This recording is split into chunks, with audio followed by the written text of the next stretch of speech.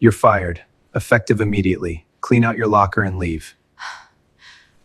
The words hit Emma Sullivan like a physical blow, and for a moment she couldn't breathe. Couldn't think, couldn't do anything except stand there with the coffee pot still in her hand, while every single customer in Riverside Café turned to stare at her like she was some kind of criminal being led away in handcuffs. Her manager, Derek, stood there with his arms crossed and that smug little smile on his face. And behind him, Patricia Hartwell sat at table 9, looking absolutely satisfied with herself, like she had just accomplished something important, instead of destroying a 26-year-old woman's entire life on Christmas Eve. Emma's mind was racing with numbers that didn't add up, no matter how she calculated them. $340 in her checking account. Rent due in 2 days for $1,200. Her 17-year-old twin siblings, Ryan and Sophie, waiting at home in their cramped 2-bedroom apartment, probably still asleep because teenagers sleep until noon when they can. With no idea that their Christmas was about to fall completely apart. She could feel the heat rising in her cheeks, that specific burning embarrassment that comes from being humiliated in public, from having your dignity stripped away in front of strangers, who will go home and tell this story at their dinner tables like it is entertainment. But Emma Sullivan did not cry. She had not cried in 6 months. Not since that night she broke down alone in the shower at 2 in the morning, and she was not about to start now. Not in front of Derek and Patricia, and all these people who were watching her, like she was some kind of tragedy unfolding in real time. What Emma didn't know, what she couldn't possibly have known in that moment of complete devastation, was that the quiet single father sitting at corner table 7 had been watching her for 6 months, and he was about to change everything. Before we continue, please tell us where in the world you're tuning in from. We love seeing how far our stories travel.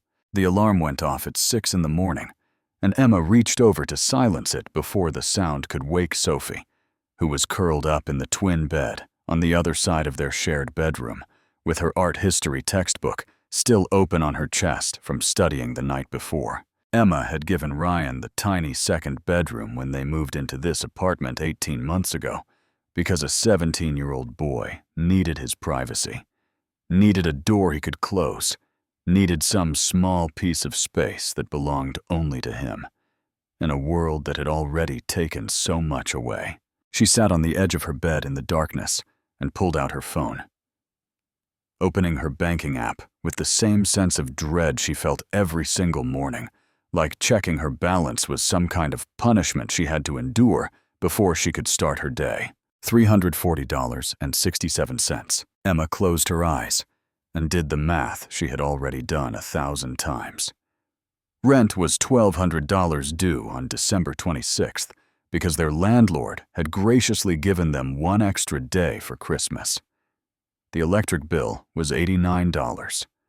Ryan's basketball shoes were literally falling apart at the soles held together with duct tape and prayers, and Sophie needed art supplies for her portfolio project that was worth 30% of her grade. She was $860 short of making rent, and that was before anyone ate anything.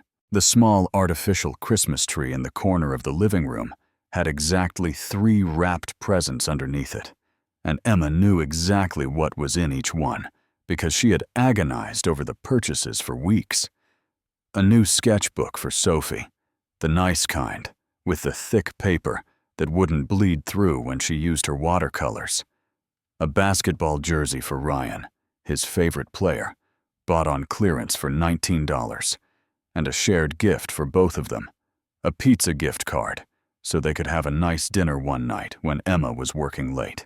$47 total, and she really couldn't afford even that. Emma got dressed in the dark, pulling on the same black pants she wore every shift because they were the only ones without stains or holes, and the white blouse that used to be crisp and professional, but now was soft and worn from too many washes.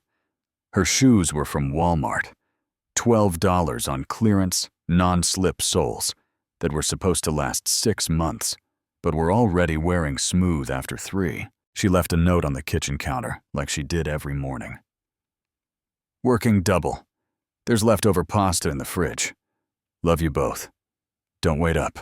And then she walked out into the cold December darkness to catch the bus that would take her to Riverside Café, where she would spend the next 14 hours on her feet, smiling at strangers, pretending everything was fine, pretending she wasn't drowning. The thing about Emma Sullivan was that she hadn't always been this person, this exhausted shell of a woman running on coffee and desperation and sheer stubborn refusal to give up. 18 months ago, she had been someone else entirely. She had been 24 years old, 1 semester away from finishing her business degree at the community college, working part-time at the cafe to pay for textbooks and the occasional night out with friends. She had been dating a guy named Marcus, who was decent enough. Nothing special, but nothing terrible either. She had been making plans for the future, thinking about graduate school maybe, or starting her own small business someday. Her parents had been alive. The phone call came at 11:47 on a Tuesday night in June, and Emma remembered the exact time because she had been studying for her statistics final, the last exam before summer break, and she had glanced at the clock right before she answered, because she was annoyed at whoever was calling so late. A drunk driver had run a red light on Highway 17. Her father's car had been in the intersection at exactly the wrong moment. And there was nothing anyone could have done, nothing that could have changed the outcome. Nothing except random chance and terrible luck, and the kind of tragedy that happens to other people until suddenly it happens to you. Her mother died on impact. Her father held on for 3 days in the ICU, just long enough for Emma to sit beside his bed and hold his hand, and tell him she loved him, just long enough for her to promise him something she wasn't sure she could deliver. "I'll take care of them, Dad. I'll take care of Ryan and Sophie. I won't let you down."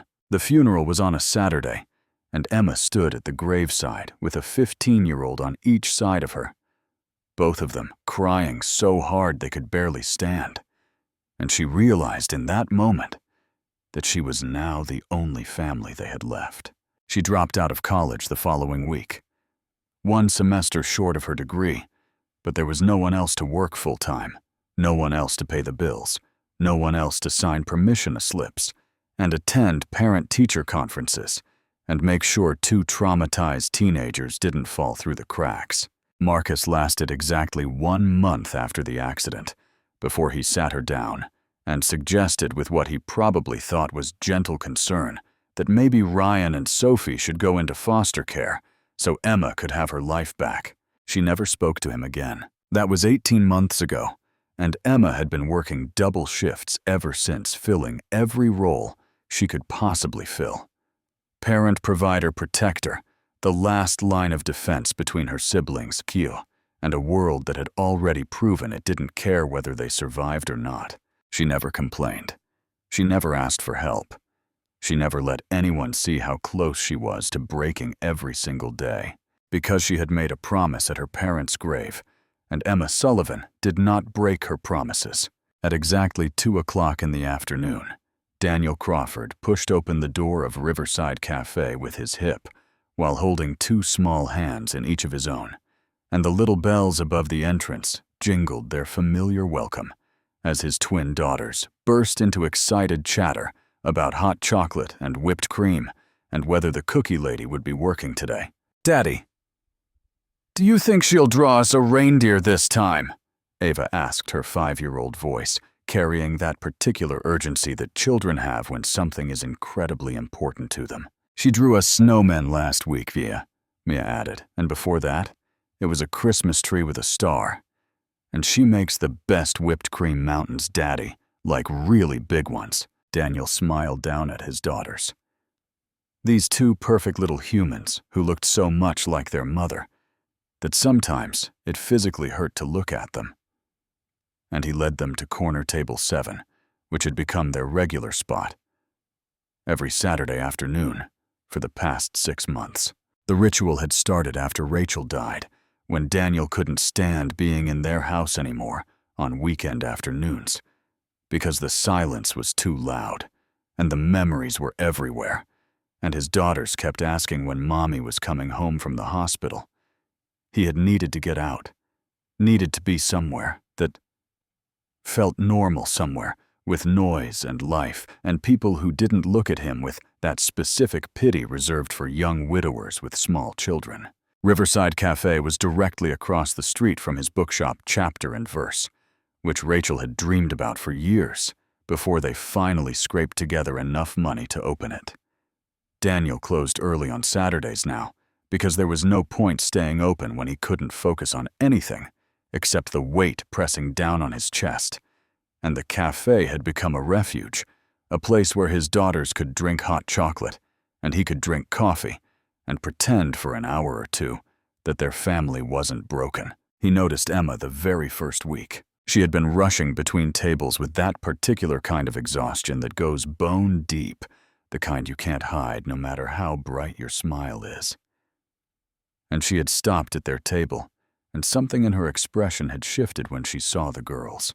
"Well, hello there, beautiful ladies," she had said, and her voice was warm in a way that felt genuine, not the fake customer service warmth that most waitresses manufactured. "What can I get for you today?" Mia had been shy back then, still not talking much to strangers, but Emma had crouched down to her eye level and waited patiently, not rushing, not moving on to the next table, just giving his daughter the space she needed to find her words. That was the moment Daniel first really saw her. Over the following months, he watched her, the way you watch someone you're trying to understand.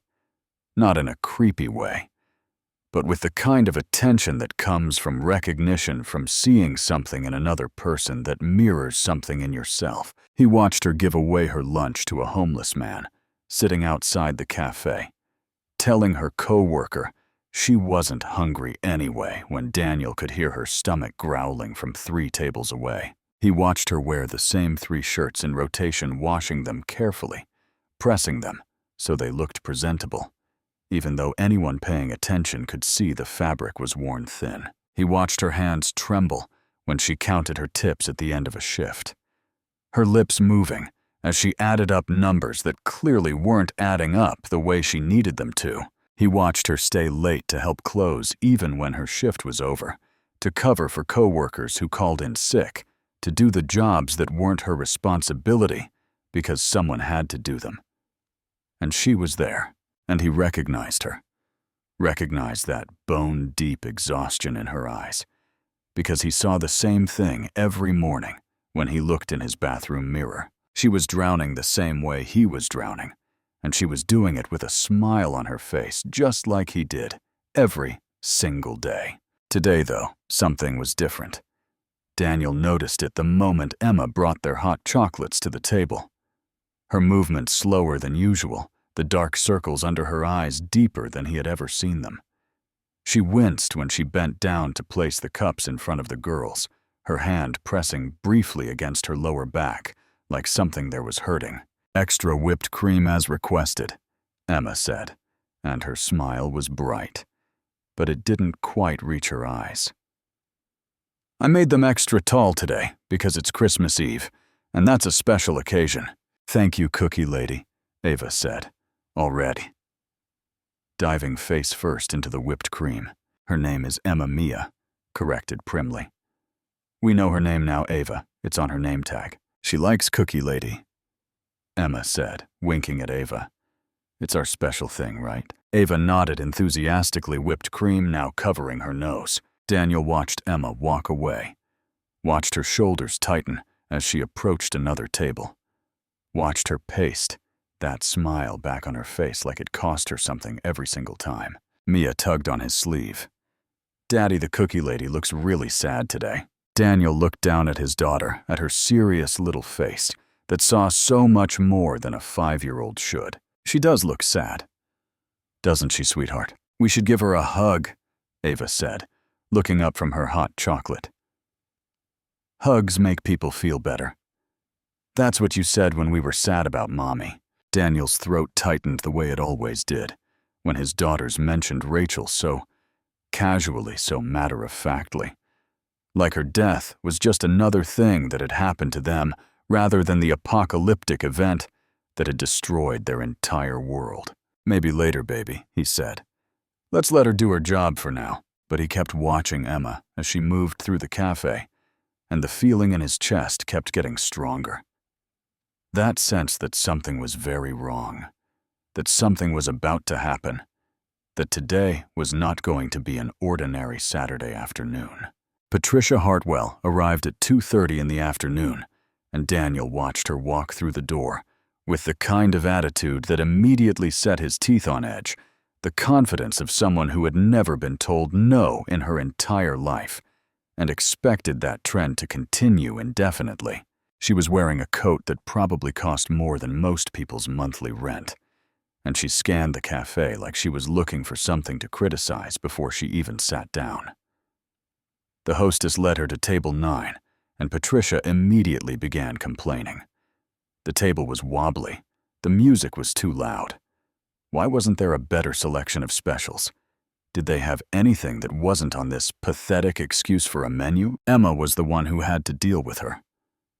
Of course, because Emma was always the one who dealt with the difficult customers, the ones who complained and sent food back and demanded to see managers over imaginary offenses. Daniel watched Emma approach table 9 with her order pad, and her professional smile watched her nod patiently as Patricia listed what seemed like an endless series of complaints and modifications and special requests. He watched Emma write everything down. Carefully watched her apologize for things that weren't her fault, watched her maintain her composure, even as Patricia's voice got louder and more condescending. 45 minutes later, Patricia's third cup of coffee arrived, and even from across the restaurant, Daniel could see the moment things went wrong. Patricia took one sip, and her face twisted like she had just tasted poison, and her voice when she spoke was loud enough for the entire cafe to hear clearly. Intentional, clearly designed to cause maximum humiliation. "This coffee is cold. This is completely unacceptable. Where is your manager?" Daniel watched Emma freeze for just a second, watched the color rise in her cheeks, watched her professional mask slip just slightly before she pulled it back into place. "I'm so sorry, ma'am. Let me get you a fresh cup right away. I've been covering extra tables today, so things are running a bit slow." Emma reached for the cup, but Patricia pulled it away like Emma had tried to steal it from her. "I don't want excuses. I'm a regular customer here, and this is disrespectful. Your service has been slow and inadequate since I sat down. I want to speak to Derek immediately." The manager emerged from the back office where he had been scrolling through his phone for the past 3 hours, while Emma ran herself into the ground trying to cover twice as many tables as one person should handle. Derek had that particular look on his face that Daniel had learned to recognize the look of someone who was going to take the easy way out, regardless of who got hurt. Patricia launched into her complaint with theatrical outrage, her voice carrying across the entire restaurant. Daniel couldn't hear every word, but he caught enough. "Rude. Incompetent. Worst service I've ever experienced. Expect something to be done." Derek didn't even look at Emma, didn't ask for her side of the story, didn't consider for even a moment that maybe the wealthy woman in the expensive coat might be exaggerating, might be unreasonable, might be wrong. "Mrs. Morrison, I sincerely apologize. This is completely unacceptable. Emma, back office. Now." The walk from table 9 to the back office was maybe 30 feet. But Daniel watched Emma make that journey like she was walking to her own execution. Her head high, but her hands shaking slightly. Every customer in the cafe watching her like she was the entertainment. The office door didn't close all the way, and Daniel could hear Derek's voice clipped and cold, cutting through whatever Emma was trying to say in her own defense. "This isn't working out, Emma. You're fired. Effective immediately. Clean out your locker and leave." The words hung in the air for a moment, and then Emma's voice cracking slightly. "What? No, Derek, please. It's Christmas Eve. I have rent due in 2 days. I have my brother and sister depending on me. I need this job. You should have thought about that before giving terrible service to a valued customer. I need you off the premises in 5 minutes, or I'm calling security." Daniel's hands clenched into fists under the table. He watched Emma walk back through the cafe with her head still somehow held high, refusing to show these people her tears, refusing to give them the satisfaction of seeing her break. She grabbed her thin coat from behind the counter, and Daniel could see her hands shaking as she buttoned it. Could see the way she was breathing too fast, fighting to hold herself together. Ava's small voice cut through the horrible silence. "Why are you sad, cookie lady?" Emma's back stiffened, and for a moment Daniel thought she might actually shatter right there in the middle of the cafe. But she just turned slightly, not quite looking at his daughters, and her voice when she spoke was barely steady. "I'm okay, sweetie, just having a tough day." And then she was walking toward the door, her shoulders shaking slightly, and Daniel could almost see the numbers running through her head. The impossible math of trying to figure out how to survive when everything had just been taken away. That was when Daniel made a decision that would change everything. His chair scraped loudly against the floor as he stood up, and his daughters both looked at him with startled eyes. But Daniel was already moving toward Derek, who was walking back to his office looking smug and satisfied. "Excuse me." Daniel's voice carried across the whole cafe, and he could feel every eye turning toward him. But he didn't care. "You just fired the best employee you have." Derek turned around, annoyance clear on his face. "This is none of your business, sir. This is a personnel matter." "Actually, it is my business." Daniel's jaw was set in a way that meant he had already made up his mind, and nothing was going to change it. He turned to look at Emma, who was standing frozen by the door, staring at him in shock. Emma right. She nodded barely. "I own Chapter and Verse across the street, the bookshop and cafe. I've been looking for a manager for months, and I just watched you handle a rush by yourself while staying kind to every single customer, including my daughters." He turned back to address the whole cafe, his voice clear and firm. "You're hired if you want the job. Starting tomorrow, double whatever he's paying you, full benefits, and Christmas Day off with your family." The entire cafe went dead silent. Emma just stared at him. This man she barely knew, who was offering her a lifeline she absolutely did not deserve. What you're offering me a job right now, you don't even know if I'm qualified."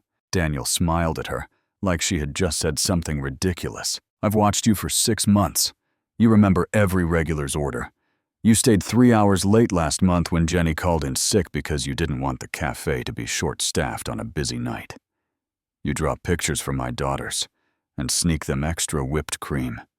And you never once looked at me with pity, even though you clearly know I'm a widower with 2 kids because everyone in this neighborhood knows that story." He paused, letting the words sink in. "I know exactly what you're capable of. The question is whether you want the job." From corner table 7, Ava's voice piped up. "Say yes, cookie lady. Then you can make us hot chocolate every day." Something shifted in Emma's face, the desperation giving way to something that looked almost like hope. Yes, I want the job." Daniel nodded once firmly, like they had just completed a business transaction, rather than changed both their lives forever. "Good. Come to the bookshop tomorrow morning at 8. We have a lot of work to do." And as Emma walked out the door, with her head held high for the first time all day, Daniel turned to look at Patricia Hartwell, who was staring at the whole scene with her mouth open, and at Derek, whose smug expression had vanished completely. "You might want to consider treating your employees better," Daniel said quietly. "You never know who's watching." Then he went back to corner table 7, where his daughters were bouncing in their seats with excitement, and he finished his coffee while Emma Sullivan walked across the street toward a future neither of them could have imagined. Christmas morning came and went, in a blur of grateful tears and cheap presents, and the first moment of real hope Emma had felt in 18 months. She told Ryan and Sophie about the job, while they sat on the worn carpet around their tiny tree, and Sophie immediately started teasing her about the cute bookshop guy with the twins, while Ryan went into protective brother mode, asking questions about benefits and salary, and what exactly this stranger's intentions were. "It's just a job," Emma said, but she could feel the blush creeping up her cheeks. "Sure it is," Sophie said, grinning. "That's why you're turning pink right now." Ryan crossed his arms. "If he tries anything, I know people." He didn't know anyone, of course. He was 17, and his intimidating act needed work. But Emma appreciated the sentiment. That night, for the first time in months, she slept without waking up at 3 in the morning to stare at the ceiling and calculate numbers that had never added up. December 26th arrived cold and gray, and Emma walked into chapter and verse at exactly 8 in the morning, wearing her nicest blouse, which was still worn thin at the elbows. But at least it was clean and pressed and didn't have any visible stains. The bookshop was beautiful, the kind of place Emma had always dreamed about spending time in. When she was a customer, all warm wood and soft lighting, and shelves that stretched toward the ceiling, packed with books in every direction.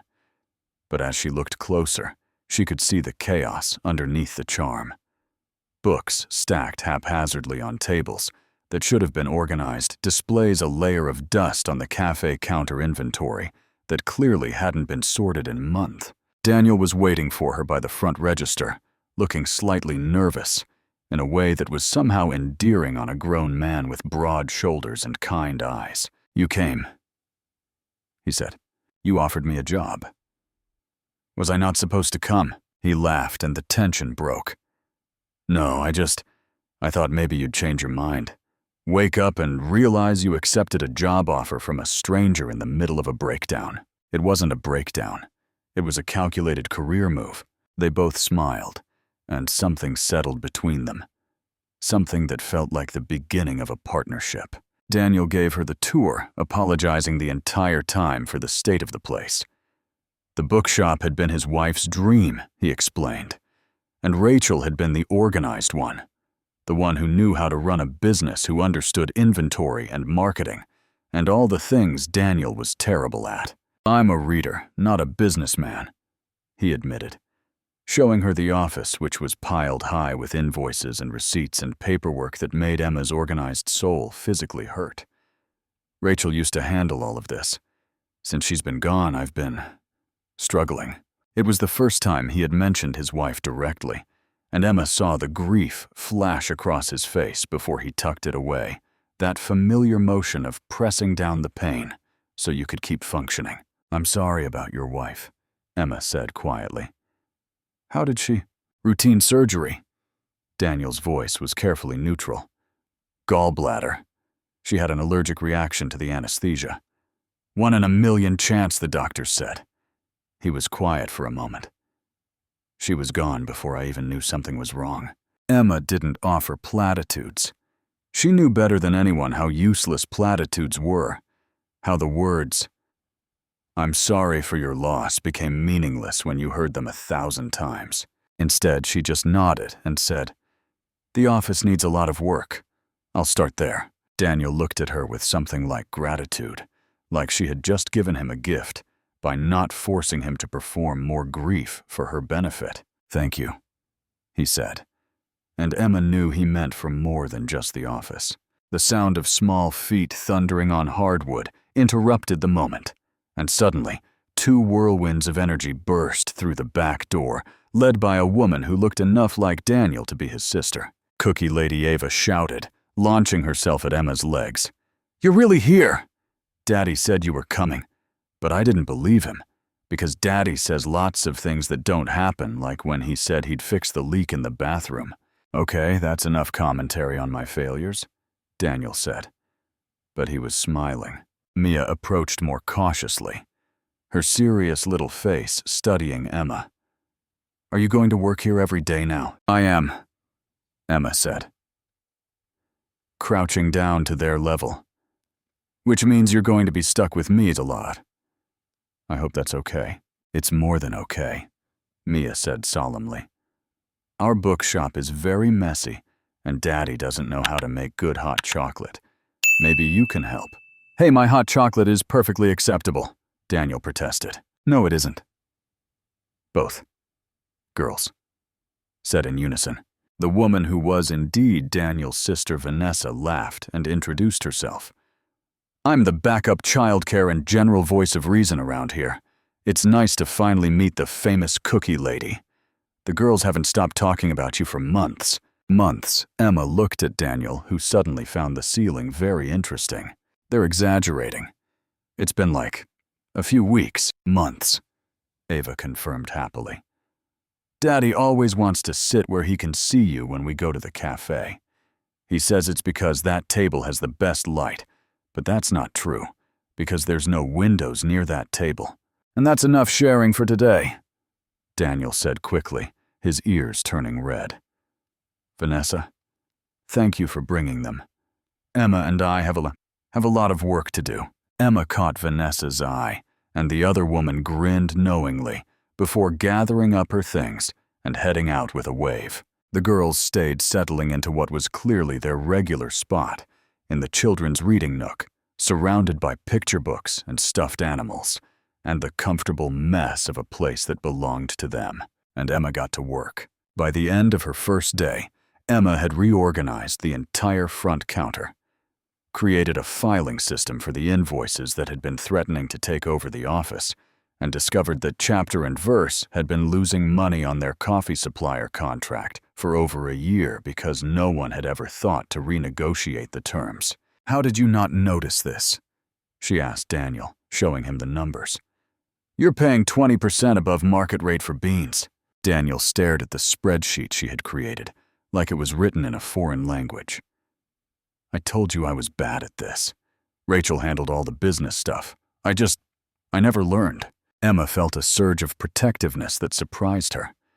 This man had given her a chance when she had nothing, and his business was bleeding money in ways he didn't even understand. "I'll fix it," she said. "All of it. But you have to promise to actually let me make changes even if they seem weird at first." "I promise," Daniel said immediately. "I trust you." 3 words, simple and sincere, and Emma felt something warm bloom in her chest that she firmly ignored, because this was a professional relationship, and she could not afford to complicate it with feelings. By day 3, she had renegotiated the supplier contract and saved 15% monthly. By day 4, she had set up social media accounts for the bookshop, which had been entirely invisible online, despite being in business for 4 years. By day 5, she had created window displays that actually attracted people walking by, instead of the dusty arrangement of random books that had been sitting there for months. Daniel watched all of this with a kind of amazed gratitude, like he couldn't quite believe what was happening to his store. "You're incredible," he said on Friday evening. As they closed up the books, straightened the cafe, gleaming the cash register showing the best daily sales they had had in over a year. "Rachel would have loved you." The words slipped out before he could stop them, and Emma saw the grief flash across his face again, followed by something that looked almost like guilt. I know what you mean," Emma said gently. "It's okay. You're allowed to talk about her." Daniel was quiet for a long moment, and when he spoke again, his voice was rough. "Most people get uncomfortable when I mention her, like she's supposed to be erased because she's gone. She was your wife. She's the mother of your daughters. She's part of who you are." Emma thought about her own parents, about how she still talked to them sometimes late at night, when she couldn't sleep, telling them about her day, like they could hear her. The people we lose don't stop mattering just because they're not here anymore. Daniel looked at her with something new in his eyes, something deeper than gratitude. And Emma's heart did a small, traitorous flip that she immediately suppressed. "Thank you," he said quietly, "for understanding." Emma just nodded and went back to closing out the register, but she could feel his eyes on her, and she knew something had shifted between them, some wall coming down that probably should have stayed up. The first week turned into the second, and Emma fell into a rhythm that felt almost natural, almost like she belonged there, almost like chapter and verse had been waiting for her all along. She arrived every morning at 7:30 to open making coffee and arranging pastries and straightening the displays that customers had disarranged the day before. Daniel came in around 9 with the girls who would settle into their nook with books and crayons, while he handled the customer service side of things, which he was actually good at when he wasn't trying to understand spreadsheets. They worked well together, Emma and Daniel, their skills complementing each other in ways that felt almost too convenient, too perfectly matched. She handled the business. He handled the books. She organized. He charmed. She calculated. He dreamed.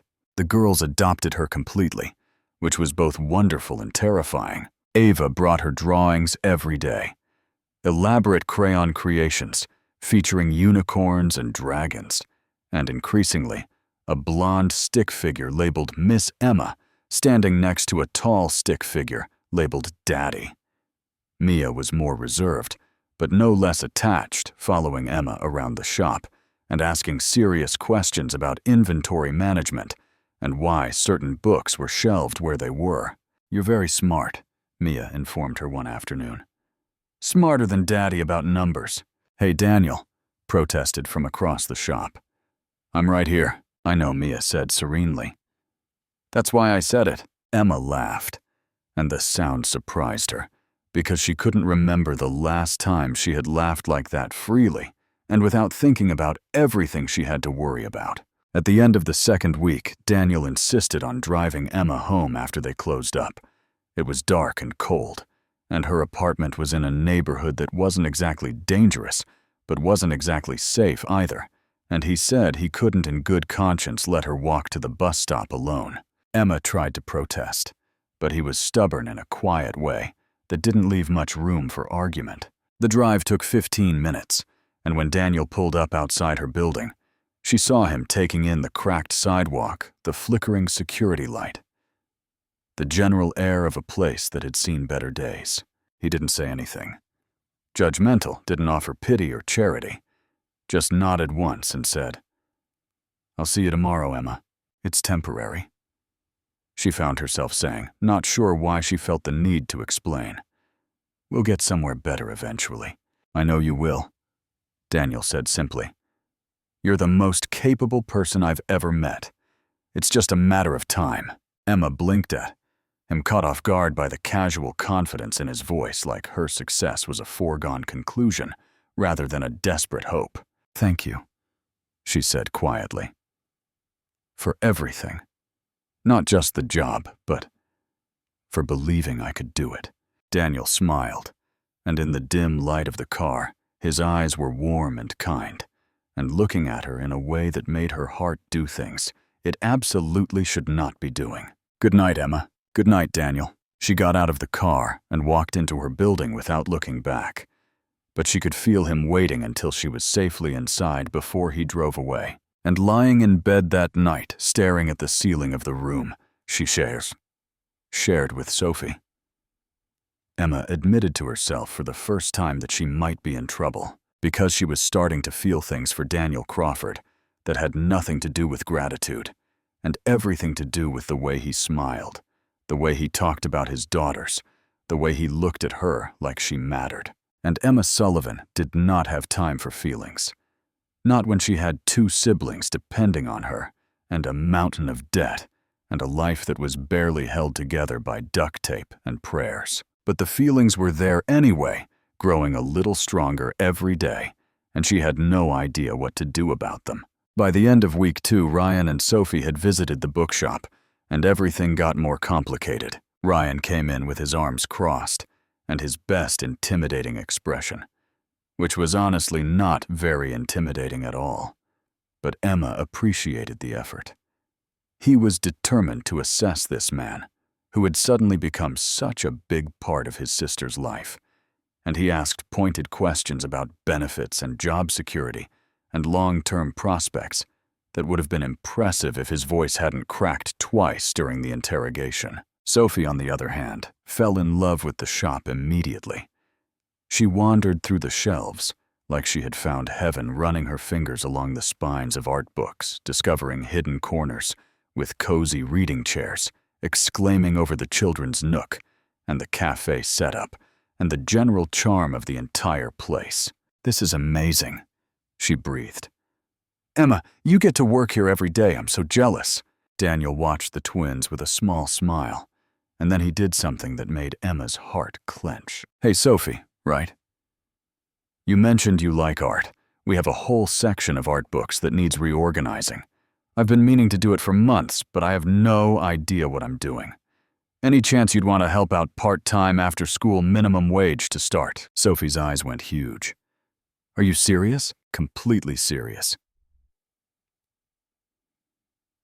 You'd be doing me a favor, honestly." Sophie looked at Emma, who was trying very hard not to cry, because this man kept doing kind things without making them feel like charity, and nodded eagerly. Then Ryan spoke up, his intimidating act forgotten. "I could help too, with inventory or whatever, if you need it." Daniel didn't miss a beat. "Actually, yeah. My inventory system is a mess, and Emma's been trying to fix it. But it's a two-person job at least. You interested?" Both of her siblings were now going to be working at the bookshop. Both of them would be earning money for college, building their resumes, learning skills that would actually help them in the future. And Daniel had arranged it all, like it was nothing, like he was the one being helped, instead of the other way around. "Thank you," Emma said quietly, after the twins had gone home, full of excitement about their new part-time jobs. "You didn't have to do that." Daniel shrugged. "I need the help. They seem like good kids. It's not charity, Emma. It's smart business."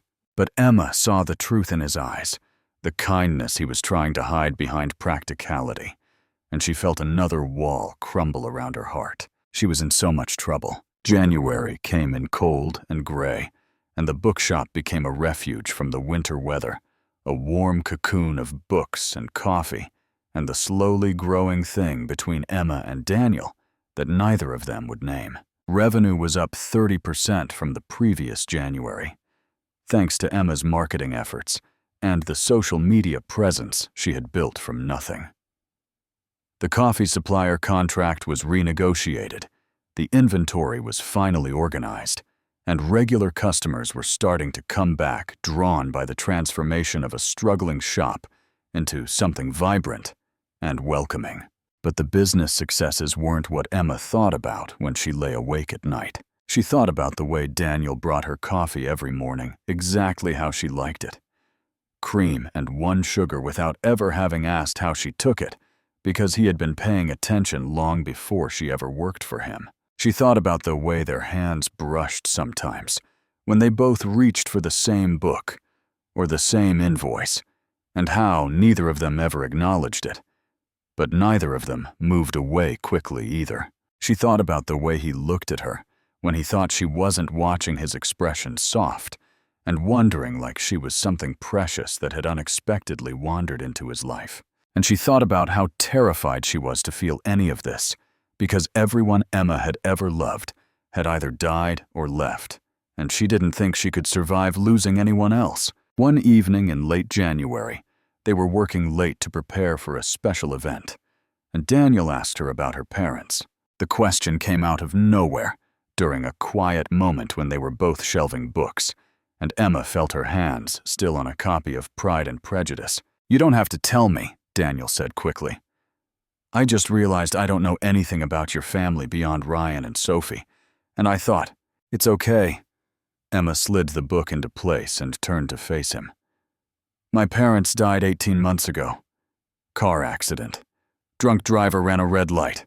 She told him the rest of it in pieces, the words coming easier than she expected.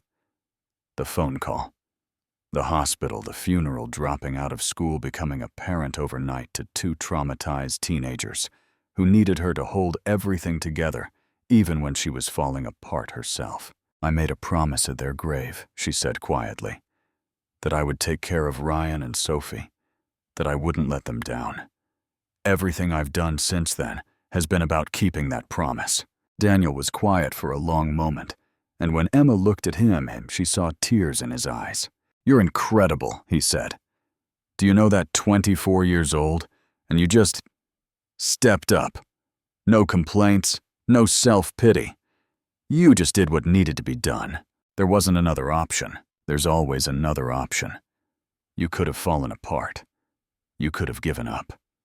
You could have put them in foster care and tried to have your own life back." Emma flinched at the words, remembering Marcus suggesting exactly that, and Daniel saw it. "Someone said that to you, didn't they?" "Someone actually suggested." "My boyfriend at the time." Emma's voice was flat. "He said maybe they should go into foster care so I could have my life back. I never spoke to him again." "Spoke to him?" Daniel made a sound that was almost a growl. "What kind of person?" He stopped himself, took a breath. "I'm sorry. That was horrible. You deserved so much better." "I know. That's why I left." They looked at each other in the dim light of the bookshop, surrounded by thousands of stories about love and loss, and finding your way back to happiness, and something passed between them that felt like recognition, like two people who had been through hell finding each other on the other side. Daniel told her about Rachel, then really told her not just the facts, but the feelings. The shock, the disbelief, the months of numbness when he could barely function. The girls asking when Mommy was coming home, the bookshop falling apart because he couldn't focus on anything except the weight pressing down on his chest. "I've been going through the motions for 2 years, he admitted, trying to keep the business alive for her, trying to be a good father, trying to survive. But I haven't really been living. Not until..." He stopped, and Emma saw him pull back, saw the walls go up. "Not until you started working here," he finished carefully. "You brought the shop back to life. You made it feel like there was hope again." It wasn't what he had almost said. They both knew that. But neither of them was ready to acknowledge what was really happening between them. "We should finish shelving," Emma said, her voice not quite steady. "Yeah," Daniel agreed. "We should." They worked in silence after that. But the silence felt different now, charged with things unsaid, heavy with possibility. Valentine's Day was approaching, and Emma had an idea that terrified her: a blind date with a book. She proposed at their weekly planning meeting. "We wrap books in brown paper and write cryptic descriptions on the outside without revealing the title or author. Customers choose based on the description and discover what they've bought when they get home. It's romantic, it's fun, and it'll bring in a ton of traffic." Daniel loved the idea, and they spent 2 weeks preparing, wrapping hundreds of books, writing clever descriptions, decorating the shop with hearts and fairy lights that made the whole place feel magical. On the day of the event, Sophie insisted on doing Emma's hair and makeup. "You can't wear your usual work clothes to a Valentine's event," she said firmly. "This is a special occasion. You need to look special." Vanessa had loaned Emma a dress, a deep red number that fit her perfectly elegant and feminine, in a way Emma's usual wardrobe never was. Sophie did her hair in soft waves that fell past her shoulders and applied makeup that made Emma's eyes look huge and luminous. "You look amazing," Sophie said, stepping back to admire her work. Daniel is going to lose his mind. "This isn't about Daniel," Emma protested. "This is a professional event." "Sure it is," Sophie said, grinning. "That's why you've been staring at him like he hung the moon for the past 2 months. Emma threw a pillow at her sister, but she couldn't deny the way her heart was pounding as she walked into the bookshop that evening. Daniel was behind this counter when she arrived, and the moment he saw her, he stopped mid-sentence. Whatever he had been saying to the customer, he was helping simply died on his lips, and he stared at Emma like he had never seen her before, his mouth actually hanging open slightly. Ava's voice piped up from the children's nook. "Daddy, your mouth is open." "That's rude." Daniel snapped his jaw shut, his ears turning red, and Emma felt a flush of pleasure that she immediately tried to suppress, because this was professional. This was work. This was absolutely not about the way he was looking at her. Like she was the most beautiful thing he had ever seen. The event was a massive success. Customers packed the shop from the moment they opened, drawn by the romantic concept and the festive atmosphere. They sold more books in one evening than they normally sold in a week, and the cafe counter was constantly busy with couples and families and friends buying coffee and pastries and lingering in the cozy space Emma had created. By the end of the night, Emma was exhausted but exhilarated. Her feet aching from hours of standing in heels that Sophie had insisted on her face sore from smiling so much. She found a quiet moment in the storage room, slipping off her shoes and rubbing her feet, just trying to catch her breath before the final push of closing. Daniel found her there. "Hey," he said softly, leaning against the doorframe. "You okay?" "Just tired." "Good tired, though."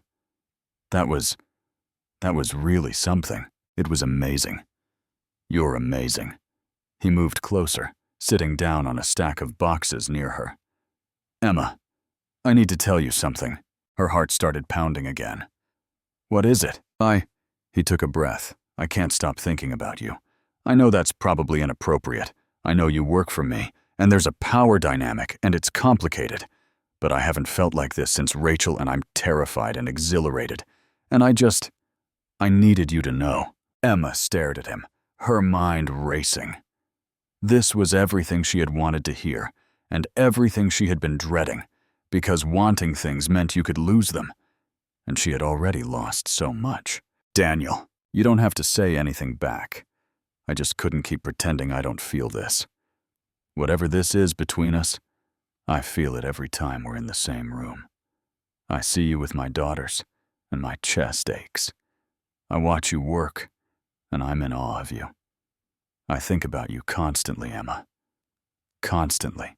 There was a moment of charged silence, the air between them electric with possibility. And then Emma's phone rang, shattering the moment completely. It was Ryan.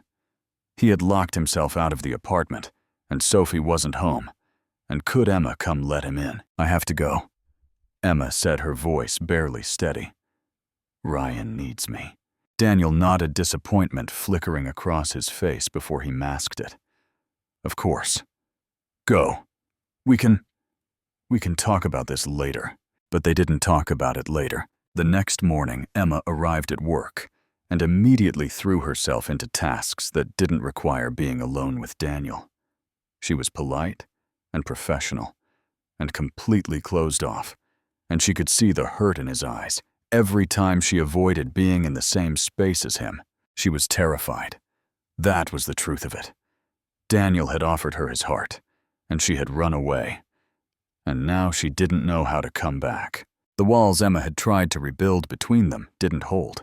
They couldn't hold not when they worked side by side every day. Not when his daughters had completely adopted her. Not when every small moment they shared reminded her why she had started falling for him in the first place. She caught herself watching him read to the girls during story time, doing different voices for each character, making them giggle with his terrible dragon impressions. She noticed the way he automatically brought her a cup of tea when she was stressed, without being asked, without making a big deal of it. She saw him stay late to help a nervous young man pick out a book for his first date, spending 20 minutes discussing options, even though he clearly had 100 other things to do. Daniel Crawford was a good man, a kind man, a man who had lost his wife and kept going, who raised his daughters with love and patience, who gave Emma a chance when no one else would. And Emma was being a coward. The breaking point came in the middle of March at 2 o'clock in the morning. Her phone rang, pulling her out of a dead sleep, and when she saw Daniel's name on the screen, her heart immediately started racing. "Daniel, what's wrong?" "It's Ava." His voice was panicked. "She woke up screaming from a nightmare, and she won't stop crying, and Vanessa isn't answering her phone, and I don't know what to do."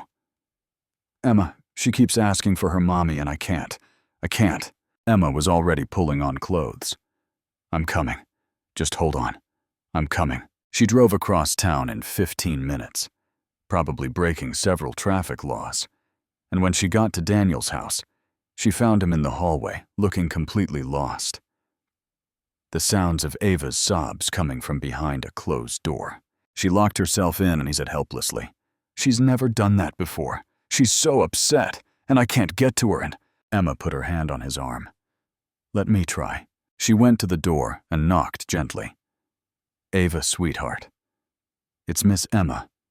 Can you let me in?" The sobbing continued for a moment, and then there was a click, and the door cracked open. Emma slipped inside and found Ava curled up on her bed, clutching a stuffed rabbit, her face red and swollen from crying. "Oh, baby," Emma murmured, sitting on the edge of the bed. "What happened?" "I had a dream about Mommy," Ava sobbed. "She was there and she was hugging me, and then she went away. And I couldn't find her. And I wanted her to come back, but she couldn't come back because she's in heaven. And I miss her, Miss Emma. I miss her so much."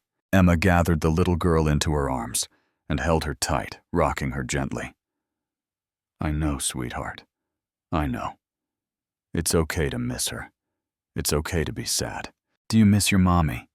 Ava asked, her voice small. Emma's throat tightened. "Every single day, baby. My mommy went to heaven too, and I miss her all the time." "Does it ever stop hurting?" Emma thought about how to answer that, about what a 5-year-old could understand about grief and loss, and the way love persists even when people are gone. "It doesn't stop hurting exactly," she said slowly. "But it changes. It gets softer. And the love you have for her, that stays forever. The love never goes away." She started humming a lullaby, the same one her own mother used to sing.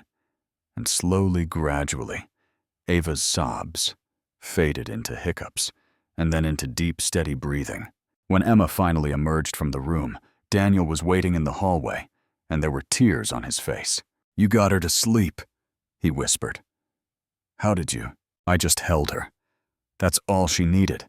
Someone to hold her and tell her it was okay to be sad." Daniel stared at her for a long moment, and then he moved forward and wrapped his arms around her, pulling her into a hug that felt like a homecoming.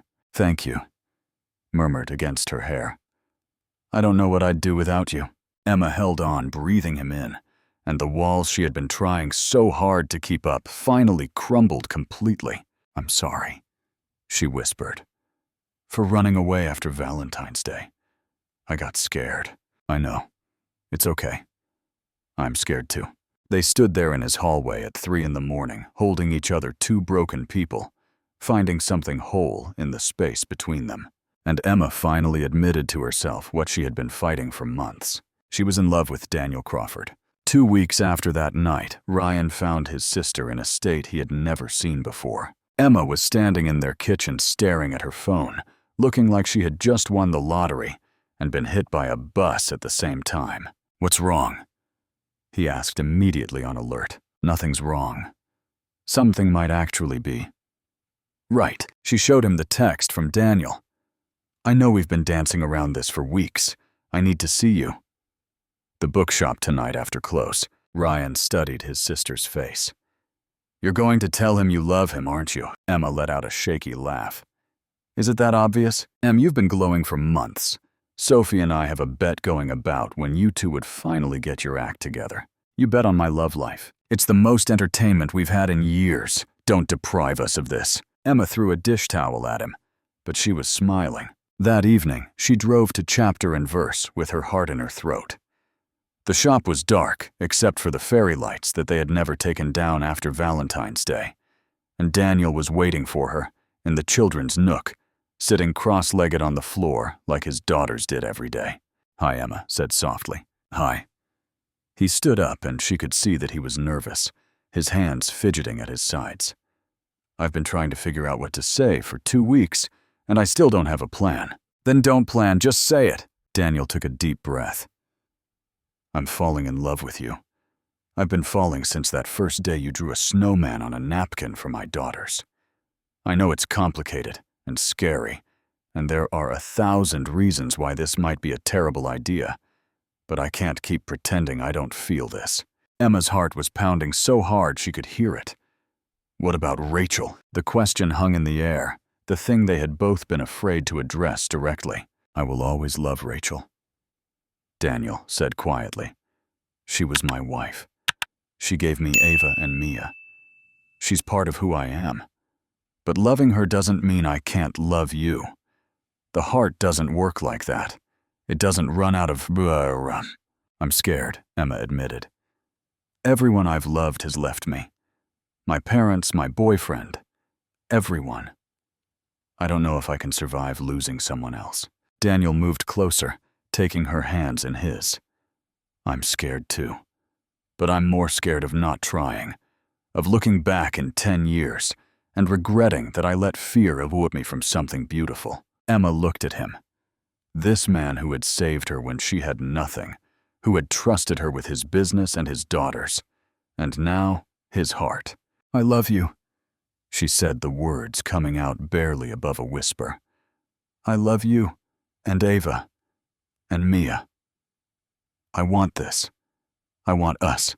Daniel's face transformed relief and joy and love, all mixed together, and then he was kissing her deep and sure and full of all the wanting they had both been holding back for months. When they finally broke apart, they were both crying and laughing at the same time. So we're doing this? Daniel asked. For real. Emma nodded, her heart fuller than she had ever imagined it could be. For real. You and me and 4 kids and a bookshop and whatever chaos comes next. It's going to be a lot of chaos, I know. I can't wait.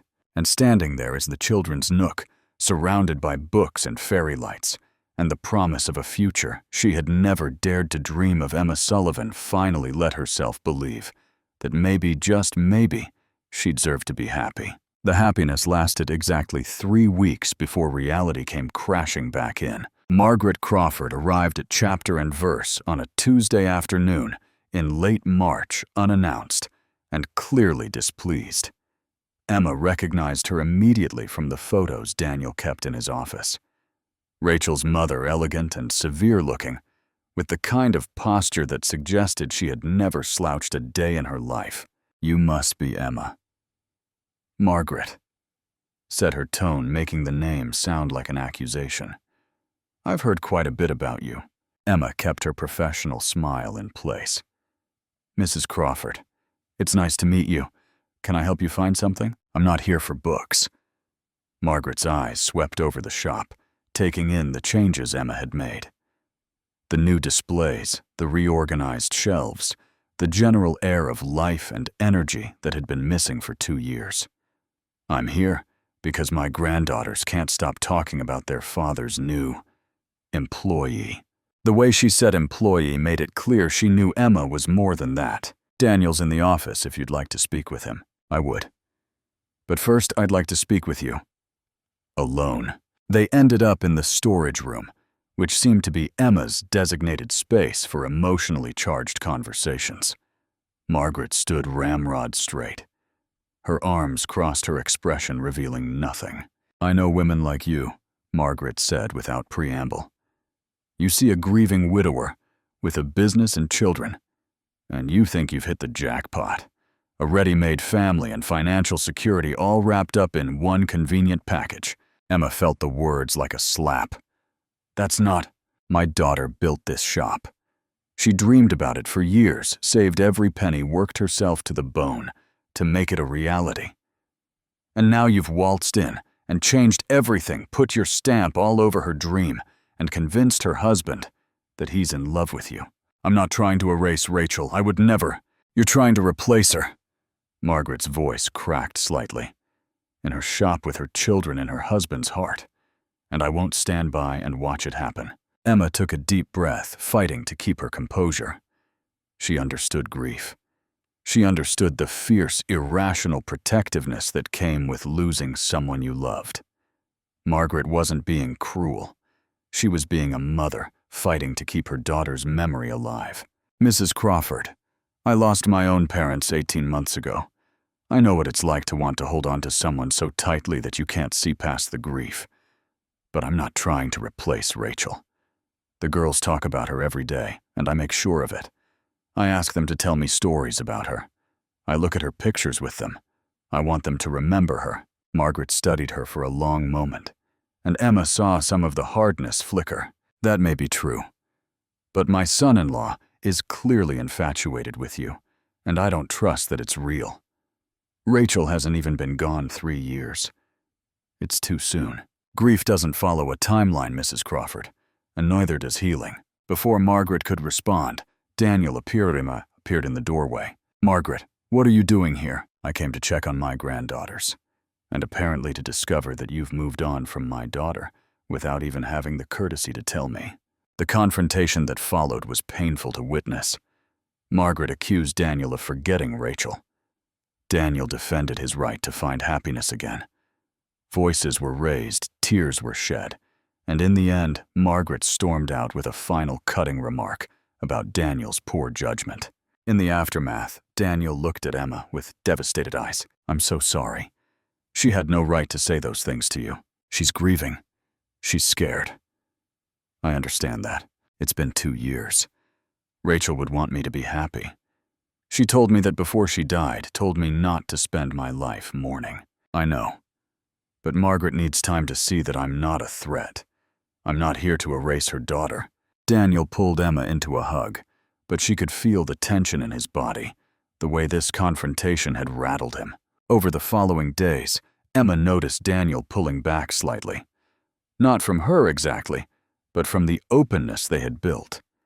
He seemed distracted, troubled, caught between his loyalty to his wife's memory and his growing love for Emma. And Emma, who had always expected people to leave, started to wonder if this was the beginning of the end.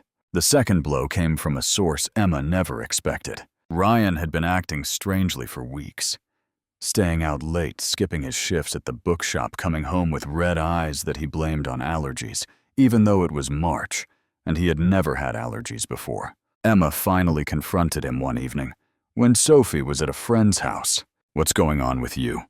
And don't tell me nothing, because I know when you're lying.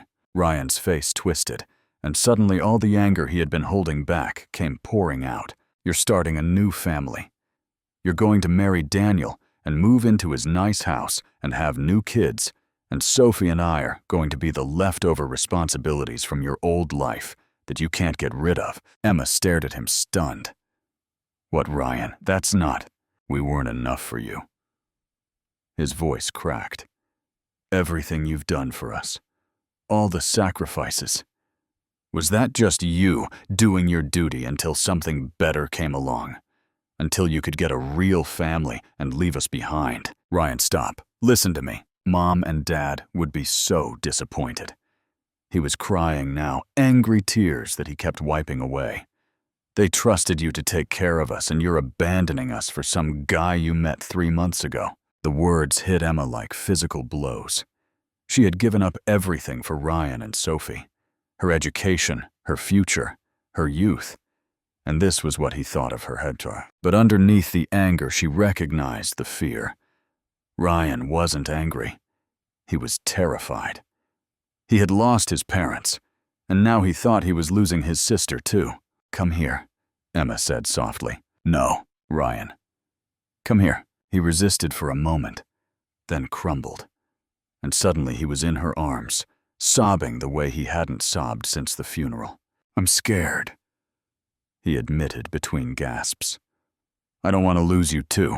Emma held him tight, rubbing his back the way she used to when he was small. You're not going to lose me. Ever. You and Sophie are my family. My first priority. Always. Nothing and no one changes that. But you're going to marry him. I can see it. You love him. Maybe I do. But loving Daniel doesn't mean I love you less. The heart doesn't work like that, Ryan. It doesn't divide. It multiplies. She pulled back to look at him, wiping his tears with her thumbs, the way their mother used to do. Daniel isn't replacing our family. He's adding to it. His daughters aren't replacing you and Sophie. They're just more people to love. And you know what? They need a big brother.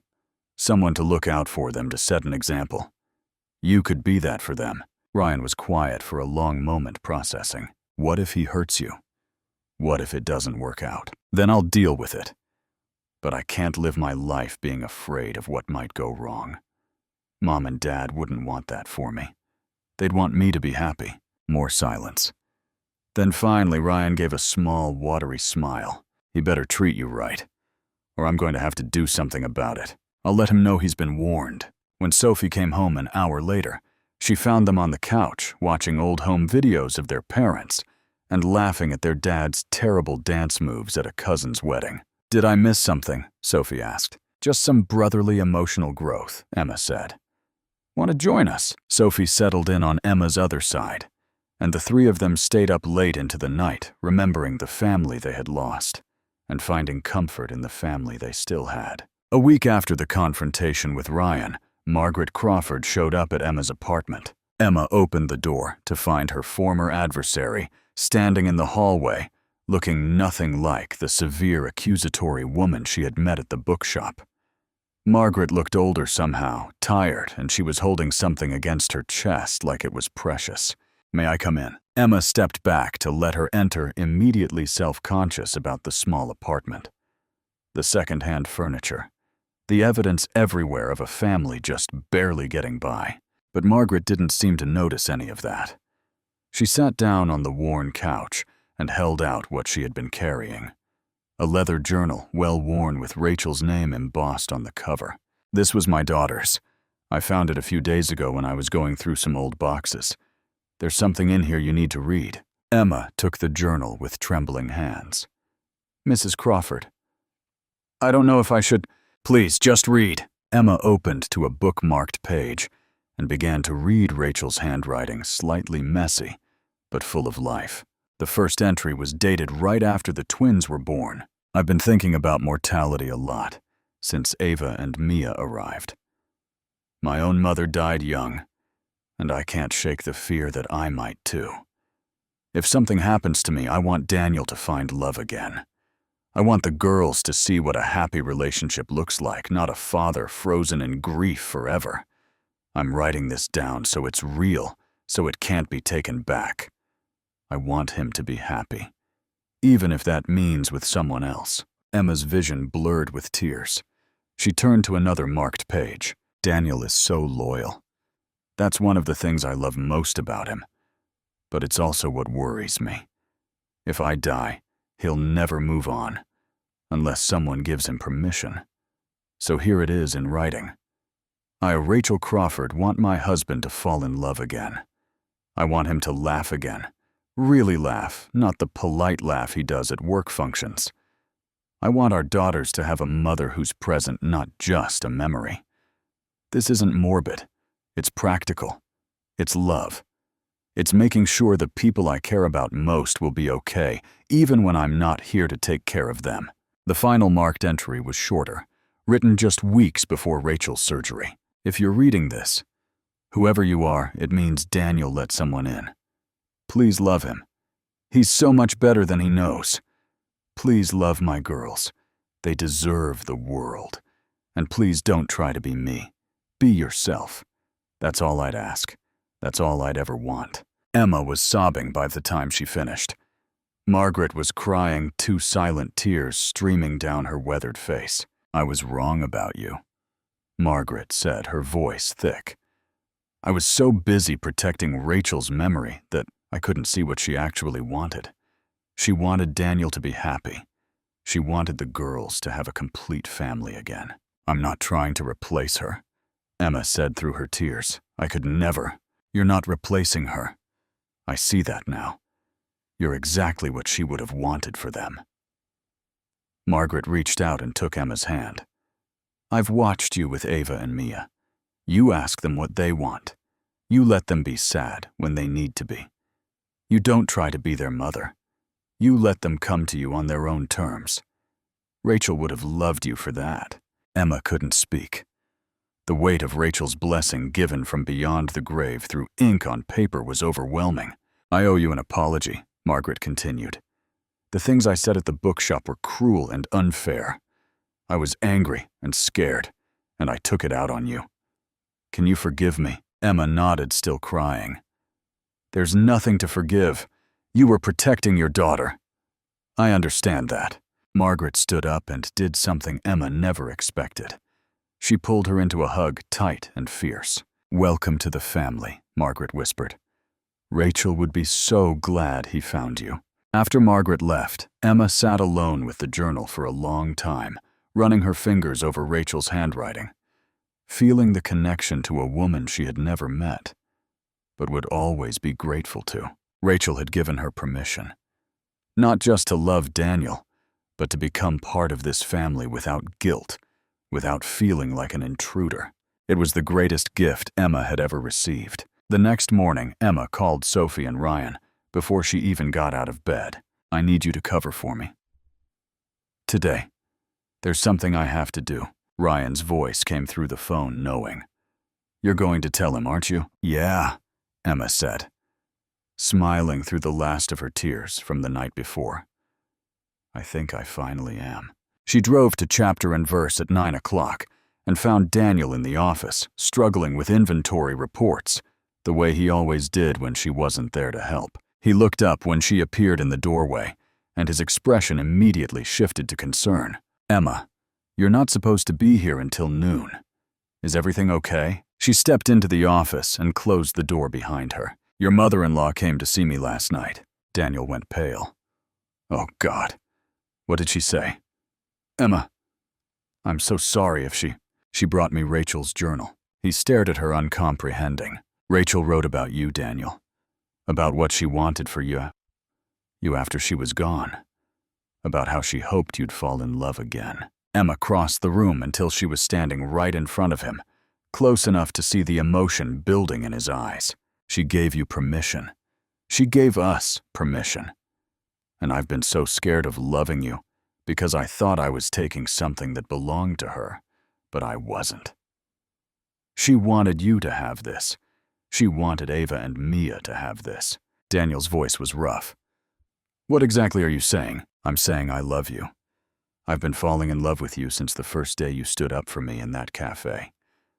I love your kindness and your terrible business sense and your dedication to your daughters. I love the way you look at me like I matter. I love who I am when I'm with you." She took his hands in hers. "I'm still scared. I probably always will be. But I'm more scared of not trying, of spending the rest of my life wondering what could have been." Daniel stood up slowly, cupping her face in his hands. "I love you, Emma Sullivan. I have loved you since before I knew your name. Since I watched you draw snowmen for two little girls who had forgotten how to smile. You didn't just save my business. You saved me. You saved all of us." He kissed her, then soft and deep and full of promise. When they finally pulled apart, they were both crying and laughing, holding on to each other like they'd never let go. "So we're really doing this," Daniel said. "You and me and 4 kids and a bookshop. And whatever chaos comes next, there's going to be a lot of chaos. I know. I can't wait." April arrived with sunshine and cherry blossoms, and the kind of hope that Emma had almost forgotten how to feel. The bookshop was thriving. Revenue was up 50% from the previous year, and the debt was nearly paid off. Emma had finished her business degree online. Daniel had insisted on paying the tuition as a business investment, which had made her cry for an hour. Ryan and Sophie were flourishing. Both were working part-time at Chapter and Verse, saving for college. Ryan had received a full scholarship to state and was tentatively, cautiously becoming a big brother figure to Ava and Mia. Sophie's art portfolio had won a regional competition, and she was getting letters from art schools that had once seemed impossibly out of reach. Ava and Mia had started calling Emma Miss Emma Bear, a name they had invented themselves and refused to explain.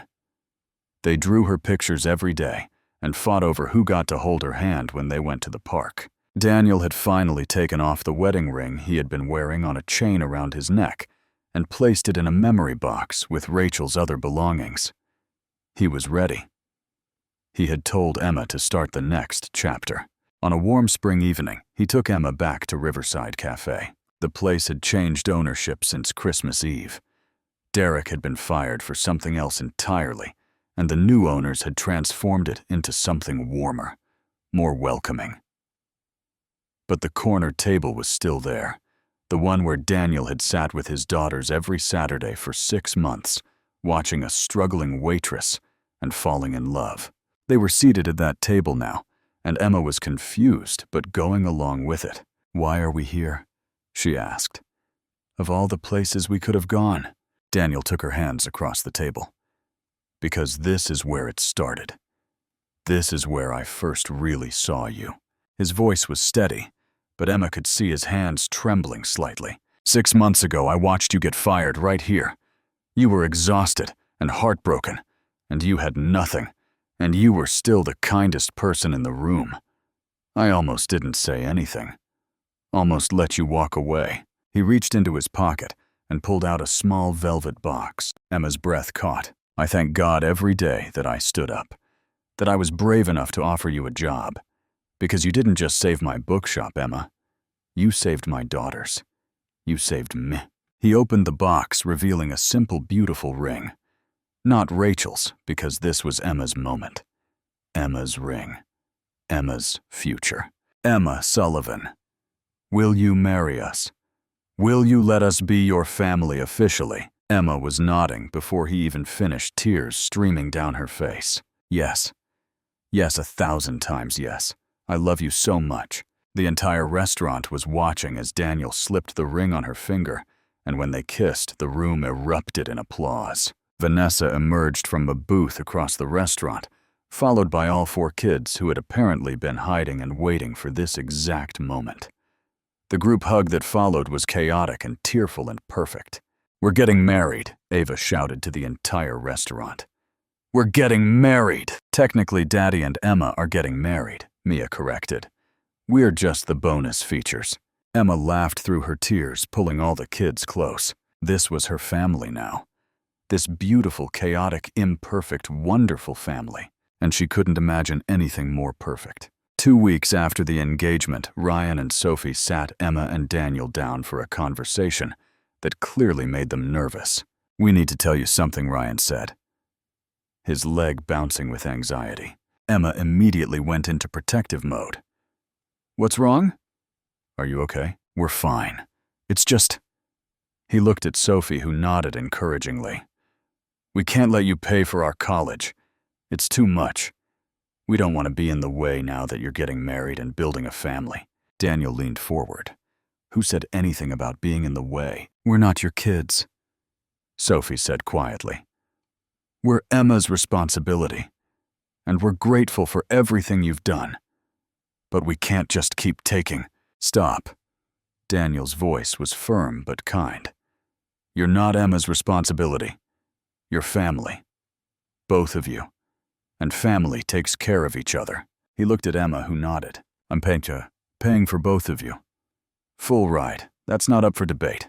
But your sister raised you when she should have been finishing her own degree.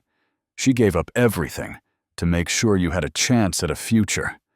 Let me help give you that future. Please." Ryan and Sophie looked at each other, and Emma could see the emotions warring on their faces. Pride fighting with gratitude, fighting with relief. "You really mean it?" Sophie whispered. "I really mean it. You're going to be my brother and sister officially soon. That means you're stuck with me." The tears that followed were messy and complicated, and exactly what the moment called for. "Thank you," Ryan finally managed. "For everything. For Emma, for us, for all of it." "Thank you for sharing her with me," Daniel said simply. "I know how lucky I am." September arrived crisp and golden, and chapter and verse was transformed into a wedding venue.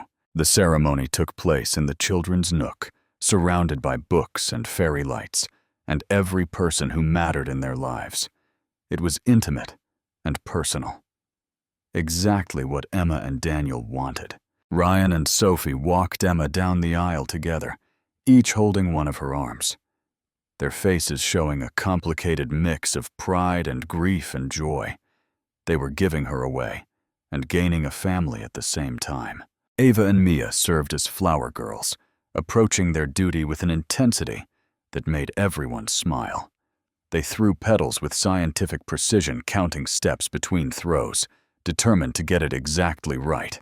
Margaret sat in the front row, holding a framed photo of Rachel against her chest. "She's here too," she whispered to Daniel as he took his place at the altar. She'd be so happy. Emma paused halfway down the aisle, overwhelmed by the moment. This church of books, these people she loved, this man waiting for her with tears on his cheeks. It was more than she had ever dared to dream of. Daniel's vows were simple and devastating. "Emma, you taught my daughters that love grows, that new people don't erase old ones. Rachel gave me Ava and Mia. You gave me hope again. You walked into my life when I had given up on happiness, and you showed me that there was still light to be found. Thank you for being brave enough to stand with me. Thank you for loving my girls. Thank you for saying yes." Emma's voice shook through her vows. "Daniel, you stood up for me when I had nothing. When I was broken and desperate and alone, you saw something worth saving. You gave me a job and a purpose, and then somehow a family. You taught me it's okay to build something new while honoring what we lost. I love you. I love Ava and Mia. I love this beautiful, chaotic life we're building together." When the officiant announced them as husband and wife, the cheer from their small gathering echoed through the bookshop. But the moment that broke everyone was Ava's speech. The 5-year-old stood on a step stool at the reception, holding a piece of paper with her carefully practiced words. "My first mama's in heaven watching," she said, her small voice carrying through the shop. "My forever mama's here with me. I'm so lucky I get both of them." There wasn't a dry eye in the room. Exactly 1 year after the worst day of Emma's life, she stood behind the counter of chapter and verse and marveled at how completely everything had changed. The bookshop was packed with families enjoying their annual Christmas Eve event. Free hot chocolate story time with Santa, a gift book for every child who came through the door. The space glowed with fairy lights and laughter, and the particular magic that only happens when a community comes together. Margaret was in the corner reading The Night Before Christmas to a group of enthralled toddlers with a patience that would have seemed impossible a year ago. Ryan and Sophie were working the cafe counter together, bickering good-naturedly about the proper ratio of whipped cream to hot chocolate, while Ava and Mia offered their expert opinions. And Daniel was beside Emma, his hand resting on the small curve of her belly, where their newest family member was just beginning to show. The door chimed, and Emma looked up to see a familiar face. Derek, her former manager, looking deeply uncomfortable. He approached the counter hesitantly. "I heard this place was doing well. I came to say I'm sorry for what happened last year. You didn't deserve that." Emma studied him for a moment. This man who had humiliated her, who had fired her on Christmas Eve with no regard for her circumstances. A year ago, the memory would have brought up rage. Now she just felt grateful. "I forgive you," she said simply. "You're welcome here anytime." Derek blinked, clearly having expected a different response. He mumbled something about appreciating that and disappeared into the crowd. Daniel raised an eyebrow after he left. "You're a better person than me. I'd have told him to kick rocks." Emma laughed. "He did me a favor.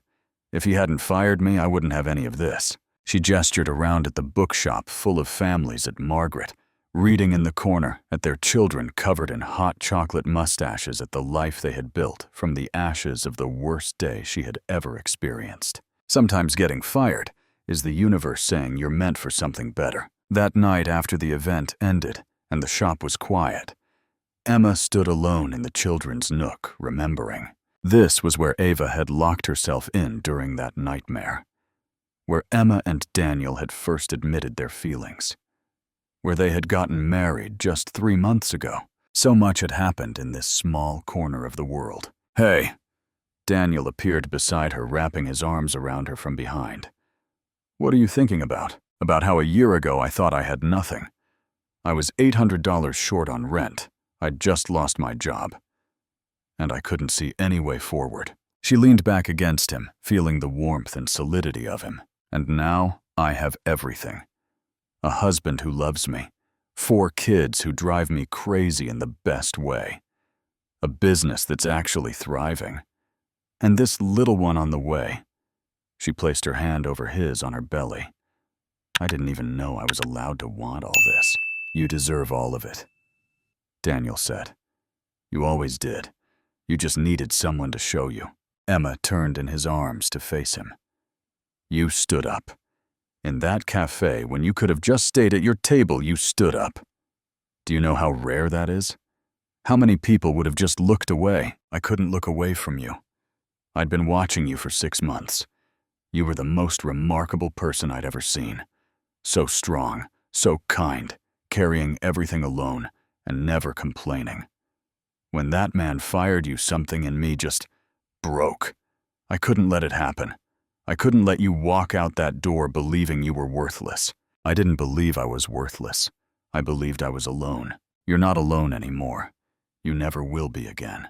They stood there in the quiet bookshop, holding each other, 2 people who had found their way through grief and loss and fear to something beautiful. Outside, snow began to fall soft and white, covering the world in possibility. Emma Sullivan thought getting fired on Christmas Eve was rock bottom. She was wrong. It was actually the foundation for everything beautiful that came after.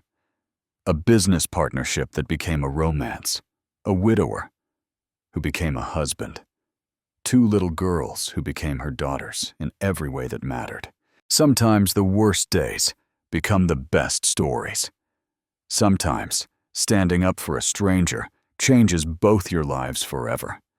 And sometimes the person you need most walks into your life at the exact moment you've given up hope. Daniel Crawford didn't just offer Emma a job that Christmas Eve. He offered her a future, a family, a reason to believe that good things could still happen to people who had been through the worst. And Emma didn't just accept a job. She accepted the possibility that she deserved to be happy, to be loved, to be part of something bigger than her own survival. If this story touched your heart, please hit that like button and share it with someone who needs to hear it today. Subscribe to our channel for more stories that remind you the worst chapters often lead to the best endings. And tell us in the comments what moment in your life turned out to be a blessing in disguise. Because sometimes getting fired on Christmas Eve isn't the end of the story. It's just the beginning.